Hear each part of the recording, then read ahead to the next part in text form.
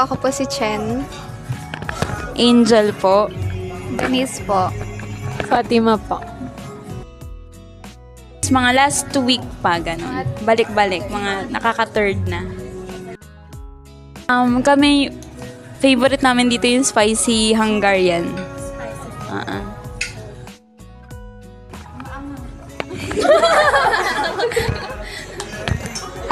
Marerecommend namin siya, kasi dito po, madami yung kanin nila. Tapos, yung ulam, parang sakto siya dun sa kanin, hindi ka mabibitin. Tapos, mura lang din. Masarap po yung Java chip wrap nila. Java chip. Maganda. Tsaka yung playlist nila maganda din. 9/10. Uy, naganda ba? Thank you po. Hi guys! I am Jordana. I am Althea. I am Anna. And today we're at Slice and Grind in Santa Maria, Poblacion. Ngayon, gagawin namin ay magre-rate kami, mag-comment kami about the dishes or yung mga coffee na in-order namin, which are, their best-selling coffees nga pala. Which are the salted caramel macchiato, the caramel macchiato, cappuccino, macchiato, salted caramel, and cappuccino.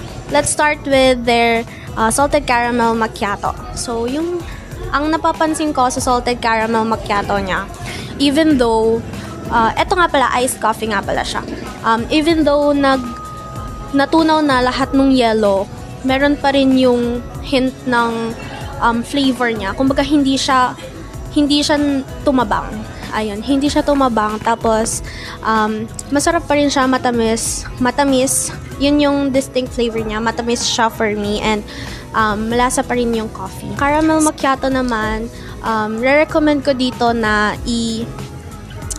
as soon as nilagay na siya or sinerve na siya sa inyo, kailangan nyo na siyang i-consume. Hindi naman as soon as basta pag kasi nag-wash down na yung, kapag kasi natunaw na yung yellow, like nung tinikman ko siya, nung natunaw na yung yellow, kumbaga na-wash down na yung flavor. Though meron pa rin distinct flavor ng coffee, pero hindi na siya as fresh or as matamis katulad nung binigay siya sa'yo. Then, yung dalawa na to, yung salted caramel macchiato and caramel macchiato, iced coffee nga pala siya. Then, this one, yung hot coffee macchiato nila, ito yung natripan ko sa lahat ng coffee na natikman ko. Hi, I'm Althea again. So, this coffee is macchiato. So, nung natikman ko siya, parang nagising yung buong diwa ko kasi parang ang tapang niya, tapos yung flavor niya is nanunuot talaga sa akin. So, if you're looking for coffee na matapang yet sweet, after mo siya inumin, yung tapang niya is manunuot talaga sa'yo. But after that, hindi siya yung sobrang tapang na masusuya ka sa lasa. So, meron din siyang sweetness na nakakapagpaganda or nakakapagpasarap ng coffee. So, ito talaga yung pinaka nagustuhan ko kasi gusto ko talaga yung matatamis, lalo na sa mga frap. This one's is salted caramel frap. Ito yung frap na, halimbawa, it's a long tiring day for you at school and you're tired and you're looking for frap or coffee that suits you. Ito talaga yon, kasi bukod sa magigising na yung diwa mo, magagaan pa yung pakiramdam mo kasi This one is sweet, but not so sweet. Here's the cappuccino. Ito talaga yung dalawa sa nagustuhan ko kasi I'm an all-nighter. I study at night talaga since yung isip ko talaga nakakapag-isip sa gabi. And ito, yung lasa nito, ito talaga yung makakapagpagising sa akin sa gabi. And so by this time, we're going to comment naman about their pastries na one of their best then, which are yung creamy cinnamon rolls nila and yung assorted brownies. So, by the looks ng cinnamon roll nila, ng creamy cinnamon roll nila, makikita mo talaga na parang sobrang creamy niya. Parang makikita mo na ang dami niyang yung frosting niya or yung parang white sa taas. So, parang unang tingin mo pa lang sa kanya, parang siya na yung pipiliin mo, siya na yung gusto mong kainin dito sa Slice and Grind. Hi, so I'm Althea, and this, sabi nga ni Jordana, this is the assorted brownies.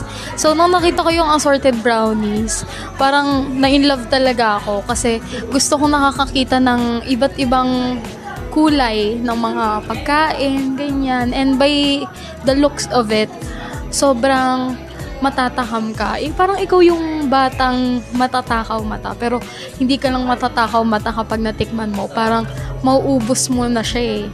And sobrang hindi siya matamis. Parang sakto lang yung lasa niya. So, yung sa taste naman ng cinnamon roll, yung bread itself, soft and sobrang creamy nung cinnamon roll. And sa assorted brownies naman, sabi nga kanina, hindi masyadong matamis and masarap talaga siya.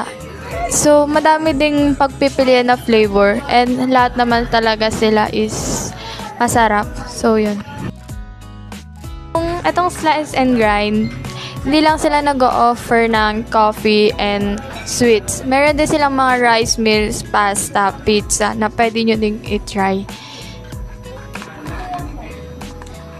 Ayan, so bukod sa pagkain, talagang babalikan mo din dito yung ambience nila, yung decoration nila, yung mismong itsura ng cafe nila. Kasi parang pagka nandito ka, sobrang comfy lang niya. Yung ambience niya, sobrang welcoming, sobrang warm, cozy, ganyan. Tapos, it's actually also picture perfect din kasi meron silang mga spots na pwede kang mag-picture. Like this spot na ang ganda niya, kasama pa yung mismong logo nila, yung mismong name ng cafe nila. And about naman sa staff nila, sobrang friendly, sobrang maaasahan. Like, isang hingi mo lang, bibigay agad nila. Ganon. Tapos, mabilis din sila mag-serve. Hindi ko sure if wala lang hindi lang sila super pack ngayon. Pero, mabilis sila mag-serve ng mga foods nila. So, hindi ka maghihintay ng sobrang tagal. Ayan. Ayun, so sabi nga ni Jordana, overall, yung mga nasabi niya, it's a 10 out of 10.